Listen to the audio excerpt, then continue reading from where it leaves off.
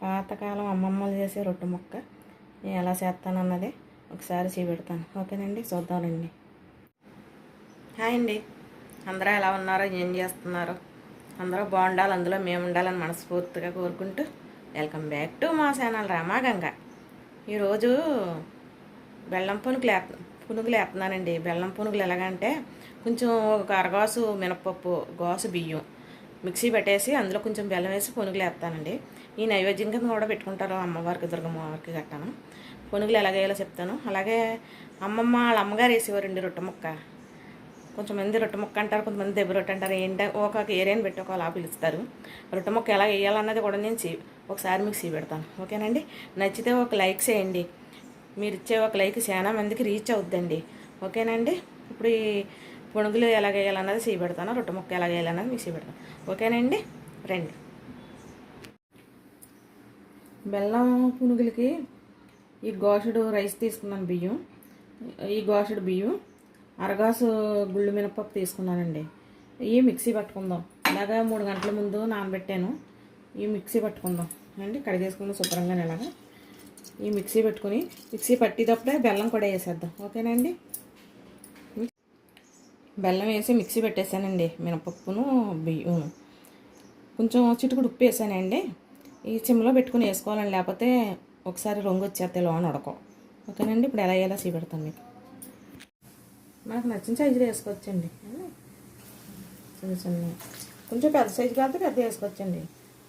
నేను చిన్న చిన్న వేస్తున్నాను. ఎప్పుడన్నా తీపి తినాలనుకున్నప్పుడు కూడా ఇలా వేసుకోవచ్చు.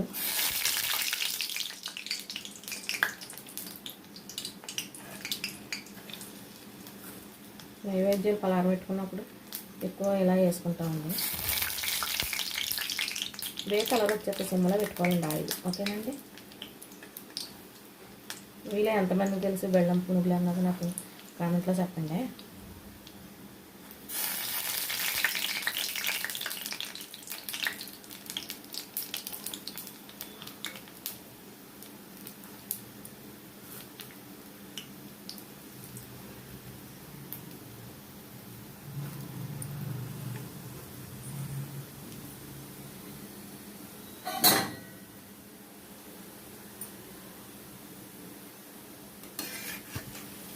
వే కలర్ వచ్చేస్తాయండి.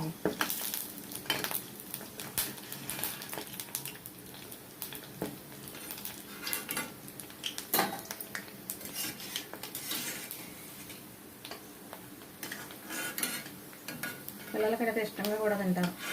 ఎప్పుడన్నా స్వీట్ తినాలనుకున్నప్పుడు కొంచెం మినపప్పు ఇది నానబెట్టేసుకుని మిక్సీ పెట్టేసుకుంటాండి. వరిపిండి ఉందనుకోండి, మినప్పిండి మిక్సీ పెట్టేసుకుని వరిపిండి కొంచెం బెల్లం వేసుకుని, మీకు రుసుకు తగ్గ బెల్లం వేసుకోవాలి, తీపికి సరిగ్గా బెల్లం వేసుకోండి. సిమ్లో పెట్టి వేసుకోవాలి, అయితే లోన ఉడకదండి. పైన రంగు వచ్చేస్తాయి కానీ బాగుంటాయి, చాలా టేస్ట్గా ఉంటాయి.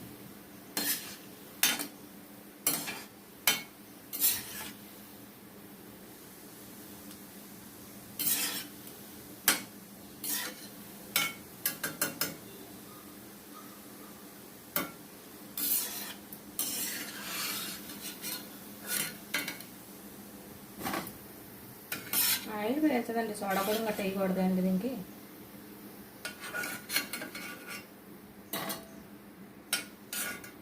బలం కూడా పిల్లలకి ఇలా పెడితేనే.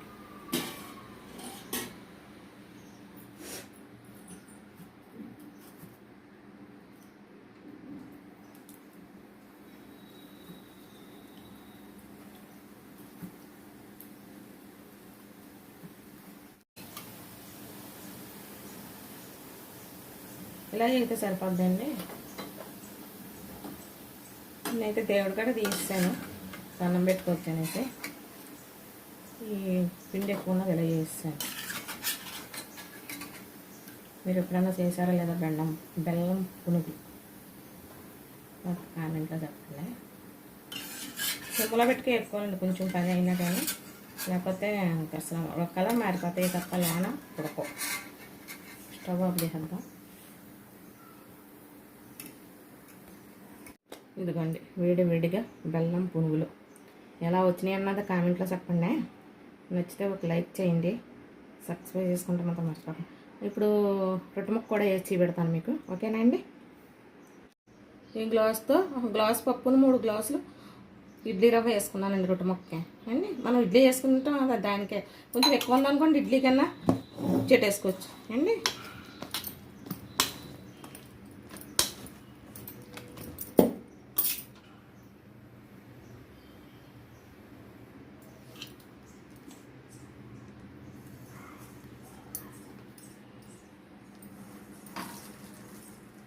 మీలో ఎంతమందికి తెలుసు రొట్టె ముక్క అంటే అన్నది నాకు కామెంట్లో చెప్పండి. ఇందులో బొంబాయి చట్నీ కానీ మాగే పచ్చడి కానీ చాలా టేస్ట్గా ఉంటుందండి. ఇంతంత మూకుళ్ళు ఉండి పెద్ద మూకుళ్ళు, ఐరన్ కళాయిలు ఉండి చిన్నప్పుడు బీటు కళాయిలు అనేవారు. చాలా పొరుగు ఉండి పెద్ద సైజు అని దాని మీద అరిటాక్ కానీ ఇస్తరాక్ కానీ వేసేసి పైన బొగ్గులు వేసేవారండి. బొగ్గులు వేసి పక్కన పెట్టేసేవారు. ఆ బొగ్గులన్నీ కాలుతుల్లోకి ఇంకా రొట్టె ముక్క ఉడికిపోయేది అన్నమాట. చాలా బాగుండేది. బలం కూడానండి ఇది. ఇలాగా తింటే పిల్లలకి తేనె పానకం అలా వేసి పెట్టేవారు. అందరికీ చాలా బలం అనేవారు పనులు చేసుకునే వాళ్ళకి. అప్పుడు వ్యవసాయం వాళ్ళు ఎక్కువ కదండి. ఇది ఉడికాక దీని మీద మూత పెడతాం. మా ఆయన గోస పెడతారు వాటర్ పెట్టి, నేను పెడతలేదు. కానీ ఇలాగైనా కూడా బాగానే ఉడుకుద్ది. మిక్సీ పెడతా. ఓకేనండి. రొట్టె ముక్క ఎలా ఉందో చూద్దామండి. ఎర్రగా వేగింది. ఇప్పుడు దీన్ని తిరిగేద్దామండి. కొంచెం ఆయిల్ వేద్దాం. ఇలాగా తిరిగేసాక మళ్ళీ అడుక్కి వెళ్తాండి. అందుకు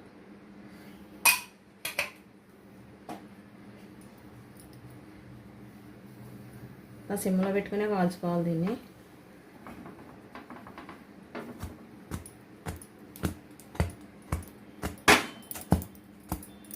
ఇదిగా చూసారా ఎలా వచ్చిందా? కొంచెంసేపు ఇలాగ మగ్గనిచ్చేసి కట్టేద్దాం. స్టవ్ మిక్సీ పెడతాను. ఓకేనండి.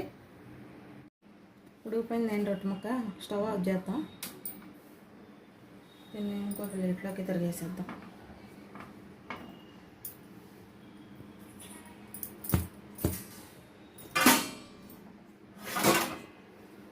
ఇలా అంటుకోదు అసలు. చాలా పర్ఫెక్ట్గా అవుతుంది.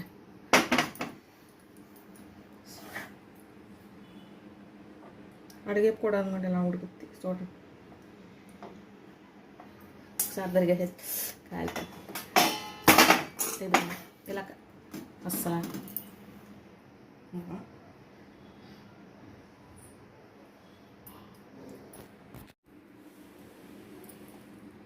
ఇదిగోండి పొత్తులా ఉడికింది రొట్టె ముక్క. ఎలా ఉన్నదో నాకు కామెంట్లో చెప్పండి.